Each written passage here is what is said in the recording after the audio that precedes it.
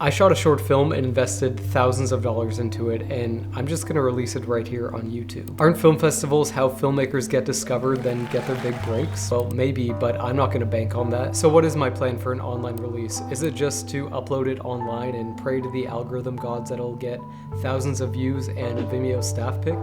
That would be nice. In this video, I'm going to talk about release strategies and what fits in today's filmmaking landscape to maximize the amount of eyeballs on your work, potential doors being opened, and just overall best practices for releasing your work online. Firstly, who the hell is this guy to give advice? My name is Matt. I post videos on this YouTube channel. I'm a director and DOP, and I was working in the traditional filmmaking landscape and took a bit of a turn in my career. Now I'm posting a lot more videos on this YouTube channel where I talk about filmmaking tips, tutorials, all that kind of stuff. So if that sounds interesting to you, please subscribe down below. Now let's jump into the video. Okay, so most people that shoot short films know that they're not gonna directly make their money back from the project.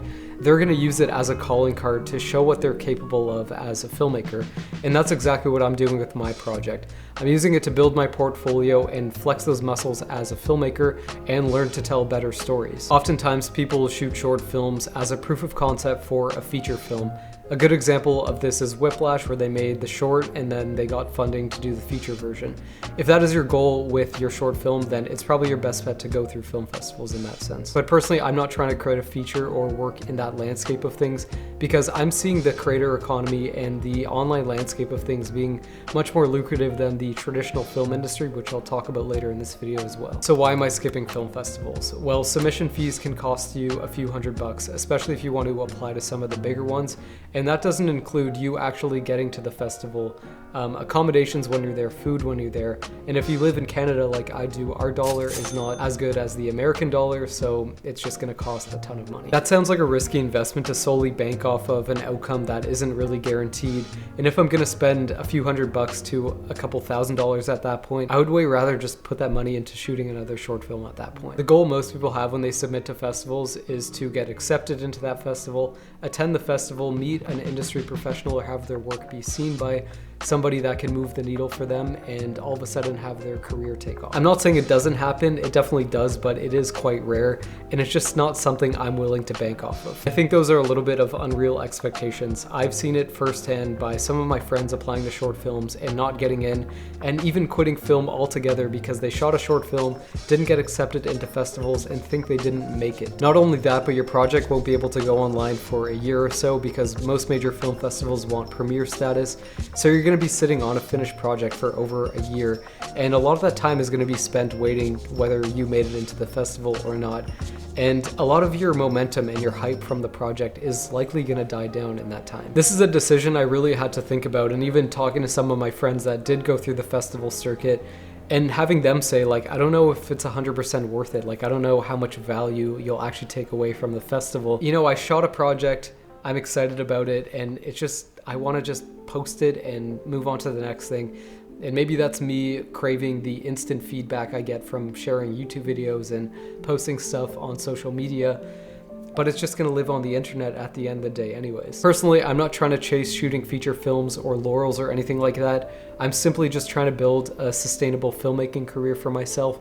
And I think the best way of doing that in today's day and age is having an online platform, building an audience for yourself, and sharing your work online. So this is what I'm doing instead. There are different ways to get your work seen online, and I wanted to share some strategies that I'm going to be using to release my film because I'm going full trust on by just sharing it on YouTube. Firstly, I've already started to build an early anticipation for the short film as it's in post-production. I've started to create content around it by posting YouTube videos, talking about things I've learned, sharing content on Instagram and TikTok, and just started to create this like general buzz around the project. I've also tried to get you guys, the audience, involved in the project as well. Yesterday, I put up on my Instagram story a poll of the title design options I was looking at.